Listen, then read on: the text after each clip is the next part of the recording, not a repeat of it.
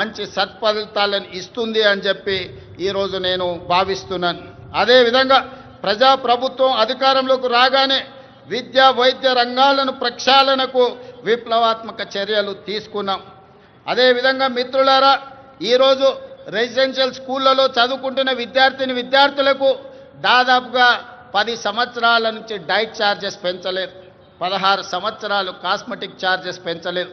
అందుకే ప్రజాప్రభుత్వం రెసిడెన్షియల్ స్కూల్లో చదువుకుంటున్న పిల్లలకు 40% డైట్ ఛార్జెస్ పెంచడమే కాదు, 200% కాస్మెటిక్ ఛార్జెస్ పెంచడం ద్వారా గ్రామీణ ప్రాంతాల నుంచి వచ్చిన తండాలలో, గూడాలలో, మారుమూల పల్లెల్లో పేద కుటుంబాల నుంచి విద్యార్థులు రెసిడెన్షియల్ స్కూల్లో చదువుకుంటున్న వాళ్లకు తల్లిదండ్రుల మీద ఆధారపడకుండా ఈనాడు 200% కాస్మెటిక్ ఛార్జెస్ పెంచడం ద్వారా ప్రతి నెల వాళ్ళకు విధిగా అందించే విధంగా ఈనాడు ప్రభుత్వం చర్యలు చేపట్టి ఆ విద్యార్థులు ఆత్మగౌరవంతో చదువుకునే విధంగా ఈరోజు ప్రభుత్వం చర్యలు చేపట్టిందని చెప్పడానికి నేను ఆనందిస్తున్నాను మిత్రులారా. అదేవిధంగా రాష్ట్రంలోని ఆసుపత్రుల్లో మౌలిక సదుపాయాల అభివృద్ధి చర్యలు తీసుకుంటున్నాం. 100 ఏళ్లకు చరిత్ర కలిగిన ఉస్మానియా ఆసుపత్రికి పూర్వ వైభవం వచ్చే ప్రయత్నం చేస్తున్నాం. అందుకే 30 ఎకరాలలో గోషా మహల్లో 2700 కోట్ల రూపాయలతోని నూతన ఉస్మానియా ఆసుపత్రి భవనాన్ని నిర్మించడమే కాకుండా ఈనాడు సనత్ నగర్లో, అల్వార్లో, ఎల్బీ నగర్లో, అదేవిధంగా వరంగల్లో ఉన్న పనులు ప్రారంభమై ఆగిపోయిన పెద్ద ప్రభుత్వ ఆసుపత్రులను పూర్తి చేయడానికి ఈరోజు ప్రభుత్వం చర్యలకు ఉపక్రమించింది. ఇదే కాదు, పేదవాళ్లకు ఉచిత వైద్యాన్ని అందించడానికి రాజీవ్ ఆరోగ్యశ్రీ ద్వారా 10 లక్షల రూపాయల ఉచిత వైద్యాన్ని అందించడం ద్వారా పేదల ఆరోగ్యమే మా ప్రభుత్వం యొక్క బాధ్యత అని చెప్పి ఈరోజు ఆ ప్రయత్నాలతో ముందుకు వెళ్తున్నాం మిత్రులారా. అదేవిధంగా మిత్రులారా, రిజర్వేషన్లకు సంబంధించి బలహీన వర్గాల వారికి అండగా నిలవాలన్నదే మా ప్రజా ప్రభుత్వం యొక్క ఆలోచన. అందుకే ఈరోజు 1931లో దాదాపుగా 100 సంవత్సరాల క్రితం కులగణన జరిగింది దేశంలో జనగణనతో పాటు. మళ్ళీ 2024-25లో ప్రజాప్రభుత్వం 100 సంవత్సరాల తర్వాత ఈ దేశంలోనే మొట్టమొదటి రాష్ట్రంగా జనగణనతో పాటు కులగణన లెక్కలు తీసి ఈనాడు 100 సంవత్సరాల సుదీర్ఘమైన సమస్యకు ఈరోజు శాశ్వత పరిష్కారం చూపించింది. ఈరోజు ఈ లెక్కలు తీయడం ద్వారా వాస్తవంగా ఉన్న 56.36% ఉన్న బలహీన వర్గాల లెక్కలు తీసి వాళ్ళకు 42% రిజర్వేషన్లు, విద్య, ఉద్యోగ, రాజకీయ అవకాశాలు కల్పించాలని ఈనాడు తెలంగాణ ప్రభుత్వం ఈ చర్యలతో ముందుకు వెళుతుంది. ఈరోజు తెలంగాణ రాష్ట్ర ప్రభుత్వం తీసుకున్న ఈ విప్లవాత్మకమైన నిర్ణయం వల్ల కేంద్ర ప్రభుత్వం కూడా రాబోయే జనగణనలో కులగణన చేపట్టాలని నిర్ణయం తీసుకున్నది. తెలంగాణ రాష్ట్రం దేశానికి ఆదర్శంగా నిలబడి కులగణన చేసిందని చెప్పడానికి నేను చాలా సంతోషిస్తున్నాను. అదేవిధంగా మీకందరికీ తెలుసు, ఎస్సీ కులాల ఉపకులాల వర్గీకరణ దాదాపుగా 40 సంవత్సరాల నుంచి ఎన్నో పోరాటాలు చేసి ఎంతోమంది అమరులై సుప్రీంకోర్టు జడ్జిమెంట్ తీసుకొస్తే ఎస్సీ కులాల వర్గీకరణ మొట్టమొదటి రాష్ట్రం తెలంగాణలోనే మా ఎస్సీలకు ఉన్న 15% రిజర్వేషన్ని గ్రూప్ 1కు 1%, గ్రూప్ 2కి 5%, గ్రూప్ 3కి 9% ఇవ్వడం ద్వారా ఎస్సీ కులాల వర్గీకరణ చేసి దేశంలోనే మొదటి రాష్ట్రంగా వర్గీకరణ చేసిన రాష్ట్రంగా మన ముందు బాగానే నిలబడ్డాం. అంటే ఈనాడు తెలంగాణ ప్రజాప్రభుత్వం బలహీన వర్గాలకు, ఎస్సీలకు సంబంధించిన ఎంతో దీర్ఘకాలికంగా సమస్యలుగా ఉన్న వాటిని శాశ్వత పరిష్కారం చూపించడం ద్వారా ఇతర రాష్ట్రాలకు, దేశానికి ఆదర్శంగా నిలబడ్డామని చెప్పడానికి నేను గర్వపడుతున్నాను మిత్రులారా. అదేవిధంగా సంక్షేమ పథకాలను పటిష్టంగా అమలు చేసి పేదలకు ప్రజాప్రభుత్వం అండగా నిలుస్తుంది. ఇల్లు లేని నిరుపేదల కోసం ఇందిరమ్మ ఇండ్ల పథకం ద్వారా ఇంటి నిర్మాణానికి 5 లక్షల ఆర్థిక సహాయం అందిస్తున్నాం. ఈ పథకం ద్వారా 4,50,000 ఇళ్లను ఈ సంవత్సరం పేదలకు అందించడం ద్వారా 22,500 కోట్ల రూపాయలు ఖర్చు పెట్టి పేదలను ఇంటి వాళ్ళను చేయడం ద్వారా ఆత్మగౌరవంతో బ్రతికే విధంగా ఈనాడు పేదలను ఆదుకోవడానికి మన ప్రభుత్వం ఈ ఇందిరమ్మ ఇండ్ల సంక్షేమ పథకాన్ని ముందుకు తీసుకువెళ్తున్నదని చెప్పి మీ అందరికీ చెప్పడానికి నేను సంతోషిస్తున్నాను. అదేవిధంగా ఇప్పటి వరకు 5,364 ఇందిరమ్మ లబ్ధిదారులకు 53,64,00,000 రూపాయలు నేరుగా లబ్ధిదారుల ఖాతాలోనే వేయడం జరిగింది. అదేవిధంగా మిత్రులారా, పేదల ఆకలి తీర్చడమే కాదు, వారి ఆత్మగౌరవంతో జీవించేలా సన్న బియ్యం పథకాన్ని ప్రారంభించాం. సంక్షేమ పథకాల చరిత్రలో సన్న బియ్యం ఒక ట్రెండ్ సెట్టర్. తెలంగాణలో 3 కోట్ల మంది సన్న బియ్యం పథకం ద్వారా లబ్ధి పొందుతున్నారు. ఖమ్మం జిల్లా సారపాకలో స్వయంగా నేనే సన్న బియ్యం లబ్ధిదారుల ఇంటికి వెళ్ళి ఆ గిరిజన కుటుంబంతో కలిసి సహపంక్తి భోజనం చేసినప్పుడు ఆ కుటుంబ సభ్యుల కళ్ళల్లో చూసిన ఆనందం జీవితకాలం నాకు గుర్తుండిపోతుంది. ఎందుకంటే ఒకనాడు రేషన్ షాపుల్లో ఇచ్చే దొడ్డు బియ్యం మిల్లర్ల మాఫియా లేకపోతే దళారుల మాఫియా చేతుల్లో ఆనాడు వాళ్ళ చేతుల్లో ఉండే. ఈనాడు సన్న బియ్యం ఇవ్వడం ద్వారా 3,10,00,000 మంది తెలంగాణ ప్రజలకు ప్రయోజనం చేరడమే కాకుండా ప్రతి ఒక్కరు ఆ సన్న బియ్యం తెచ్చుకొని ఈరోజు వండుకొని తింటున్నారు. నిజంగా ఇది ఒక గొప్ప విప్లవాత్మకమైన మార్పు. దీనికి ప్రభుత్వం పునాది వేసిందని తెలియజేయడానికి నేను సంతోషపడుతున్నాను మిత్రులారా. అదేవిధంగా పెట్టుబడులు మిత్రులారా, తెలంగాణ రాష్ట్రం సంక్షేమమే కాదు అభివృద్ధిలో కూడా దేశానికి ఆదర్శంగా నిలబడాలని స్టేట్ ఓన్డ్ ట్యాక్స్లో దేశంలోనే మొదటి స్థానంలో ఉన్నాం. అదేవిధంగా స్వదేశీ విదేశీ పెట్టుబడులను ఆకర్షించడంలో తెలంగాణ రాష్ట్రం ఈ దేశంలోనే మొదటి స్థానంలో ఉంది. దాదాపుగా ఈ 18 నెలల్లో 3 లక్షల కోట్ల రూపాయల పెట్టుబడులను ఆకర్షించడమే కాదు, అమెరికా, జపాన్, సింగపూర్, అదేవిధంగా దావోస్ లాంటి నగరాల్లో పర్యటించి ఈ దేశానికి ఈరోజు పెట్టుబడులను సాధించినాం. అదే కాకుండా ఈరోజు జపాన్కి సంబంధించిన మేయర్ గారు ఈ ప్రత్యేక రాష్ట్ర అవతరణ దినోత్సవంలో పాల్గొనడం ద్వారా మనకు స్ట్రాటజిక్ పార్ట్నర్గా మన తెలంగాణ ముఖ్యంగా హైదరాబాదు నగరాన్ని పారిశుద్ధ్య రహిత నగరంగా తీర్చిదిద్దడానికి జపాన్ మనకు సహకరిస్తుంది. అందుకే ఈరోజు రాష్ట్ర అవతరణ దినోత్సవంలో వారు కూడా పాల్గొనడం జరిగింది. వారికి కూడా మనస్ఫూర్తిగా అభినందనలు తెలియజేస్తున్నాను తెలంగాణ ప్రజల తరఫున. అందుకే ఈరోజు తెలంగాణ రాష్ట్ర ప్రభుత్వం భవిష్యత్తు ప్రణాళికలు రచించుకోవడానికి తెలంగాణకు ఒక విజన్ డాక్యుమెంట్ తీసుకురావాలని, ఆ విజన్ డాక్యుమెంటే తెలంగాణ రైజింగ్ 2047. ఈరోజు ఆ పాలసీ డాక్యుమెంట్ ద్వారా రాబోయే తరాలకు భవిష్యత్తు ప్రణాళికలు అందించడమే కాదు, తెలంగాణ రాష్ట్రాన్ని ప్రపంచంతోనే పోటీ పడే విధంగా అభివృద్ధి పదం వైపు నడిపించాలన్న ఒక పాలసీ డాక్యుమెంట్ను తెలంగాణ రాష్ట్రం తీసుకురావడానికి ప్రయత్నం చేస్తుంది అని చెప్పి తెలియజేయడానికి నేను ఎంతో సంతోషిస్తున్నాను. ప్రపంచ నగరాలతో ధీటుగా హైదరాబాదు నగరాన్ని తీర్చిదిద్దేందుకు ప్రణాళికలు రూపొందిస్తున్నాం. మూసీ నదికి పూర్వ వైభవం తెచ్చేందుకు మూసీ పునరుజ్జీవన ప్రాజెక్టును మనం చేపడుతున్నాం. బాపు ఘాట్ను అంతర్జాతీయ స్థాయిలో గాంధీ సరోవర్గా తీర్చిదిద్దాలని మనం అనుకుంటున్నాం. అంతర్జాతీయ ప్రమాణాలతో భారత్ ఫ్యూచర్ సిటీ, ఈ దేశంలో ఏ నగరమైనా ఎప్పుడో పూర్వతరాలు ప్రారంభించిన నగరాలను కొంచెంగా విస్తరించుకుంటూ వస్తున్నాం. కానీ భారతదేశంలో పూర్తి స్థాయి ప్రణాళికబద్ధమైన మహానగరం లేకపోవడం ఒక లోటుగా భావించి ఈరోజు న్యూయార్క్, టోక్యో లాంటి నగరాలతో పోటీ పడే విధంగా భారత్ ఫ్యూచర్ సిటీని మనం ఈరోజు ఎయిర్పోర్టుకు దగ్గరలో ప్రారంభించుకుంటున్నాం. 30,000 ఎకరాలలో ప్రపంచ స్థాయి ప్రమాణాలతో ఈరోజు నూతన నగరాన్ని నిర్మించుకోవడానికి మనం ప్రణాళికలు రచించుకున్నాం, ముందుకు వెళ్తున్నామని తెలియజేయడానికి ఈరోజు సంతోషపడుతున్నాను. ఆ భారత్ ఫ్యూచర్ సిటీలో ఏఐసిటీ, స్పోర్ట్స్ సిటీ, ఫార్మా సిటీతో పాటు లైఫ్ సైన్సెస్, హెల్త్ సిటీలను ఏర్పాటు చేస్తాం. ఇందుకోసం ఫ్యూచర్ సిటీ డెవలప్మెంట్ అథారిటీని ఏర్పాటు చేసినాం. ప్రణాళికలు రచించడానికి పాలసీ డాక్యుమెంట్ను మనం ఇప్పటికే రూపొందించుకున్నాం. తొందరలోనే హైదరాబాదులో నిర్మించబోయే భారత్ ఫ్యూచర్ సిటీ ప్రపంచ పెట్టుబడులకు ఒక కేంద్రంగా మారబోతుందని తెలియజేయడానికి నేను సంతోషపడుతున్నాను. రాష్ట్ర మౌలిక సదుపాయాలలో భాగంగా విమానాశ్రయాల సంఖ్యను పెంచుకునేందుకు చర్యలు తీసుకుంటున్నాం. ఇప్పటికే మనకు తెలంగాణ రాష్ట్రంలో ఉన్నది ఒకే ఒక ఎయిర్పోర్ట్ ఈరోజు మనకు శంషాబాద్లో ఉన్నది.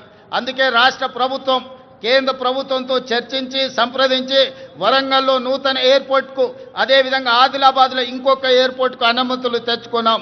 తొందరలోనే వరంగల్ నగరంలో ఆదిలాబాద్ పట్టణ ప్రాంతంలో నూతన ఎయిర్పోర్ట్లు ఏర్పాటు చేసుకోబోతున్నామని చెప్పి మీకందరికీ తెలియజేయడానికి నేను ఎంతో సంతోషిస్తున్నాను. అదేవిధంగా ఈరోజు regional ring road, outer ring road మన హైదరాబాద్ నగరంలో తీసుకొచ్చిన మార్పులు మీకు అందరికీ తెలుసు. ఈరోజు ఐటీ కానీ ఫార్మా కానీ హైదరాబాద్ నగర అభివృద్ధికి ఔటర్ రింగ్ రోడ్ మనకి ఎంత సహాయం అందించిందో మీకు తెలుసు. 160 కిలోమీటర్ల ఔటర్ రింగ్ రోడ్ ఇంత అభివృద్ధి చేస్తే ఈనాడు రీజనల్ రింగ్ రోడ్డును ప్లాన్ చేస్తున్నాం. ట్రిపుల్ ఆర్ని 360 కిలోమీటర్ల పొడవున హైదరాబాద్ తెలంగాణ నగరాన్ని చుట్టుముట్టే విధంగా ఈరోజు రీజనల్ రింగ్ రోడ్డును మనము నిర్మించుకోబోతున్నామని తెలియజేయడానికి నేను సంతోషపడుతున్నాను.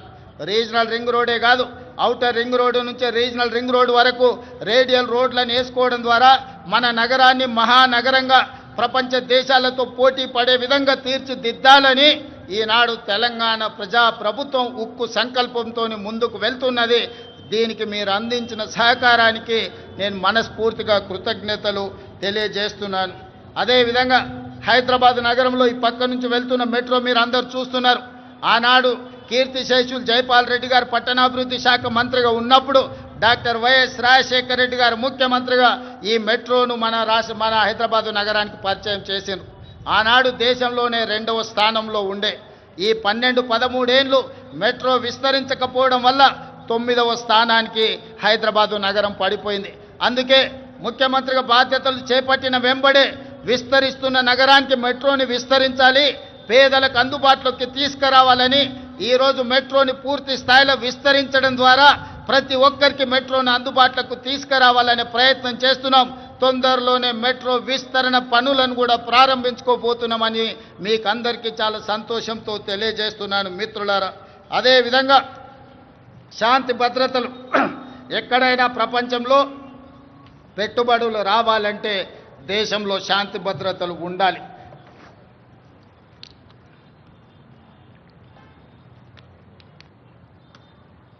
శాంతి భద్రతలు లేని దేశానికి పెట్టుబడులు రావు.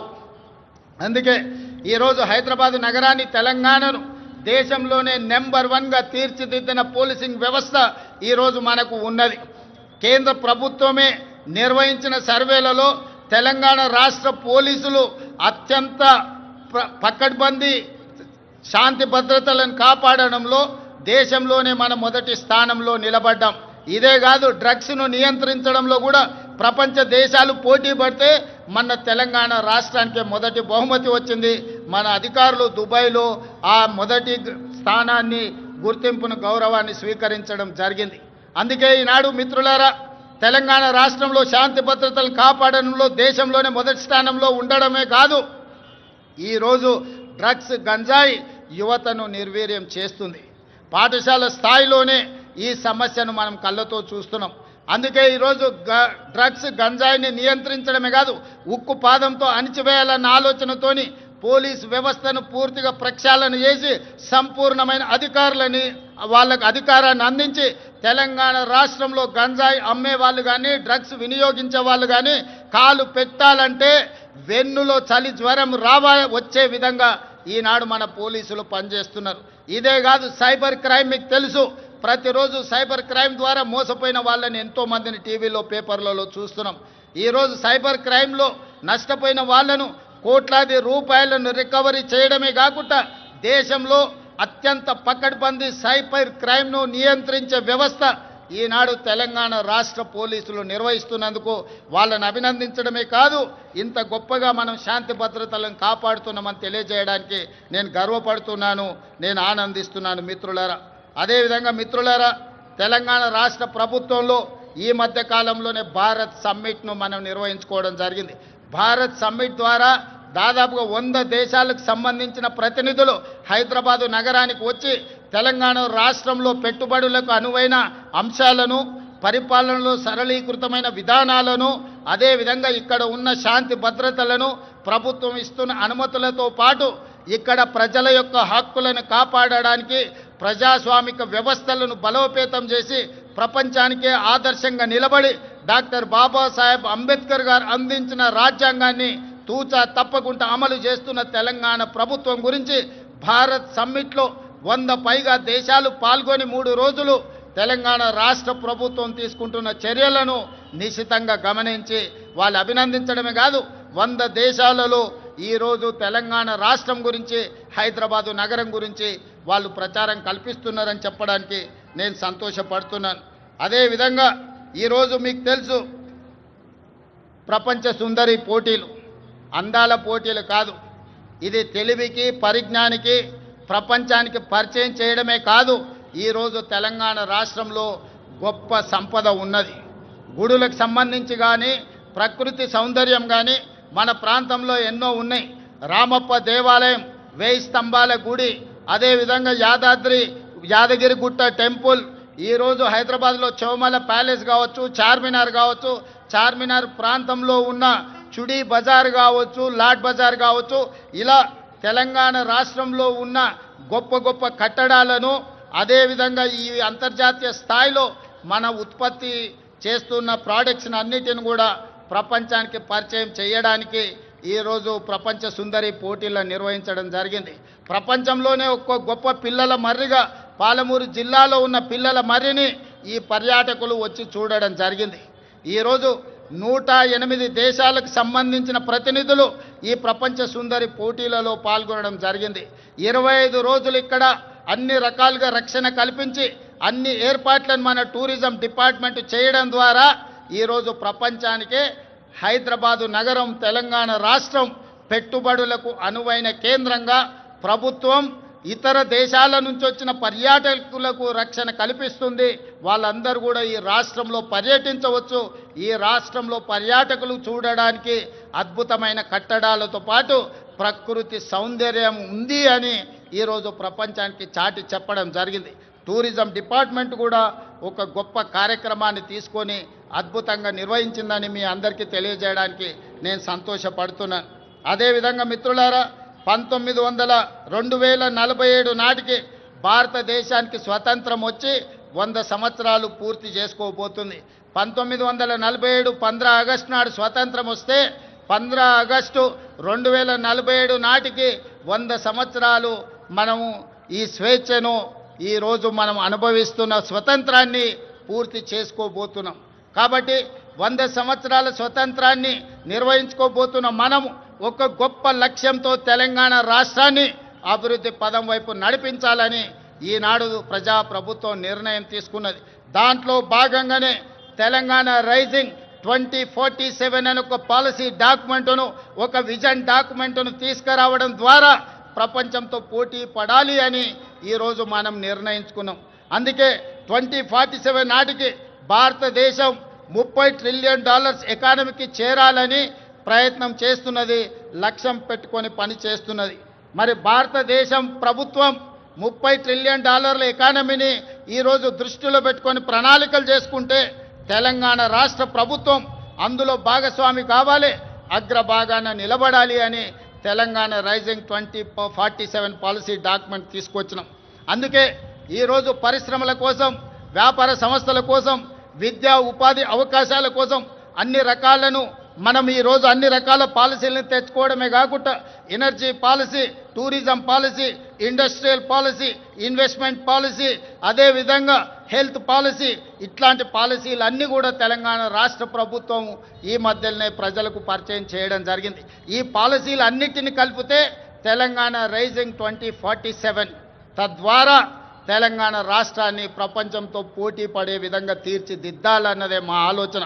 అందులో భాగంగా రాబోయే 10 సంవత్సరాలలో తెలంగాణ రాష్ట్రం యొక్క ఆదాయాన్ని $1 ట్రిలియన్ ఎకానమీగా మార్చి అదేవిధంగా 2047 నాటికి దేశం $30 ట్రిలియన్ ఎకానమీకి చేరాలంటే తెలంగాణ రాష్ట్రం $3 ట్రిలియన్ ఎకానమీగా మారాలి అని ఈరోజు లక్ష్యం పెట్టుకొని ముందుకు వెళ్తున్నాం.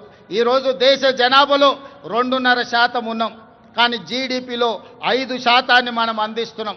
రేపు భవిష్యత్తులో 2047 నాటికి 10% జీడిపిని అందించే విధంగా తెలంగాణ రాష్ట్రాన్ని తీర్చిదిద్దాలని తీర్చిదిద్దాలంటే industrial policy, infrastructure policy, investment policies అన్నిటిని కూడా తీసుకొచ్చి ఈ దేశంలోనే అగ్రగామిగా రాష్ట్రాన్ని తీర్చిదిద్దాలని మేము ప్రయత్నం చేస్తున్నాం. అందుకే మిత్రులారా, ముఖ్యంగా యువ మిత్రులారా, డాక్టర్లు, లాయర్లు, ఇంజనీర్లు, ఈ సమాజంలో ఉన్న ఐఏఎస్, ఐపీఎస్లకు అందరికీ, వ్యాపార వర్గాలకు నా సూచన ఒక్కటే. తెలంగాణ రాష్ట్ర ప్రభుత్వం ఏ లక్ష్యంతోనైతే ముందుకు వెళ్తుందో, ఏ లక్ష్యాన్ని సాధించాలి, ఏ లక్ష్యాన్ని ముద్దాడాలి అని మేము ముందుకు బయలుదేరినామో మీ ఆశీర్వాదం ఉండాలి, మీరు అండగా నిలబడాలి. ఈనాడు తెలంగాణ రాష్ట్రం దేశానికి కాదు ప్రపంచానికి ఆదర్శంగా తీర్చిదిద్దాలంటే మీరందరూ అండగా నిలబడండి, ఆశీర్వదించండి. ప్రపంచంలోనే అగ్ర రాష్ట్రంగా తెలంగాణ రాష్ట్రాన్ని తీర్చిదిద్ది ఆదర్శమైన రాజకీయాలకు, ఆదర్శవంతమైన అభివృద్ధికి తెలంగాణ రాష్ట్రం కేర్ ఆఫ్ అడ్రస్గా తీర్చిదిద్దుతాం. హైదరాబాదు నగరాన్ని ప్రపంచ నగరాలతో పోటీ పడే విధంగా తీర్చిదిద్దాలి. దీనికోసం నిరంతరం పనిచేసే ప్రభుత్వ సిబ్బందే కాదు, రాజకీయ సహచరులందరూ కూడా సంపూర్ణమైన సహకారాన్ని అందిస్తున్నారు. ప్రజలందరికీ 4 కోట్ల తెలంగాణ ప్రజలకు నూతన రాష్ట్ర ఏర్పాటు శుభాకాంక్షలు తెలియజేయడమే కాదు, భవిష్యత్తు లక్ష్యాన్ని దృష్టిలో పెట్టుకొని మనందరం కలిసికట్టుగా ఏకమై మనందరం కూడా ముందుకు సాగాలి. మీ అందరి ఆశీర్వాదం ఉండాలి. తప్పకుండా తెలంగాణ రాష్ట్రాన్ని దేశంలో అగ్రగామి రాష్ట్రంగా నిలబెడతానని మీకు అందరికీ తెలియజేస్తూ మీ అందరి దగ్గర సెలవు తీసుకుంటున్నా. ధన్యవాదాలు మిత్రులారా. Thank you, Honorable Chief Minister, sir, for the